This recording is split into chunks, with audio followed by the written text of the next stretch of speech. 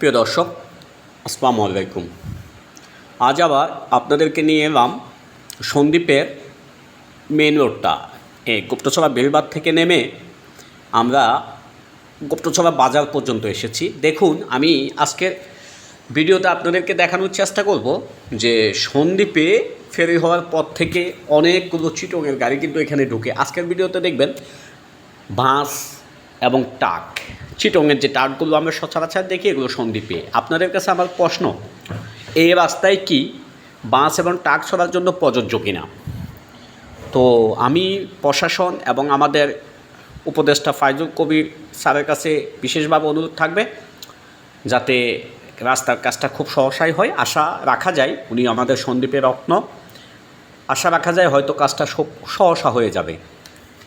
এই আমরা যেটা দেখাচ্ছি, এই যে গুপ্তছড়া বেড়ি থেকে নেমে আমি ভিডিওতে নিচ্ছি। দেখুন কি সুন্দর চারিদিকে রাস্তা।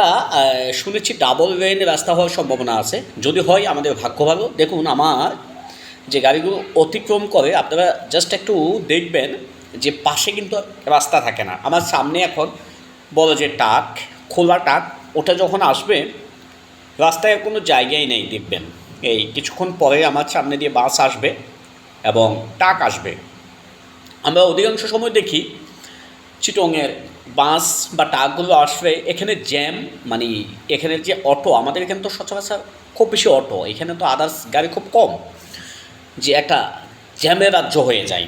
আমি বিগত সপ্তাহখানেক আগে, অকাল্পনিক বিষয় হলো সত্য, সন্দ্বীপে 14-15 মিনিটের মতো আমি জ্যামে পড়েছিলাম। এই যে দেখেন বন্ধু, এই যে বন্ধুরা দেখুন একটা ট্রাক, হ্যাঁ, এই যে এগুলো আমাদের সন্দ্বীপের গাড়ি সচরাচর, কিন্তু কিছুক্ষণ আগে যে গাড়িটা গেল ওটা কিন্তু চিটংয়ের, এটা সন্দ্বীপের না। সামনে দেখা যাচ্ছে ওই যে দেখুন সীতাকুণ্ডর গাড়ি, রূপালী সীতাকুণ্ড, এই যে বাস, এই বাস কিন্তু সন্দ্বীপে এর আগে কখনো দেখেন নাই। হ্যাঁ, যে রাস্তার যে পজিশন, ধুলাবাড়িতে আসলে এই রাস্তার চেহারাই পাল্টে যাচ্ছে। তো যাক, আপনারা আমাদের সাথে থাকুন, ভবিষ্যতে রাস্তার কি আপডেট, রাস্তা কি হবে আপনাদেরকে জানানোর চেষ্টা করব আমাদের এই ভিডিওতে। আমার চ্যানেলটি সাবস্ক্রাইব করে পাশে থাকুন এবং সন্দ্বীপের সৌন্দর্য, প্রাকৃতিক সৌন্দর্যগুলো উপভোগ করুন। কমেন্ট এবং লাইক দিয়ে সাথে থাকেন। ধন্যবাদ সবাইকে।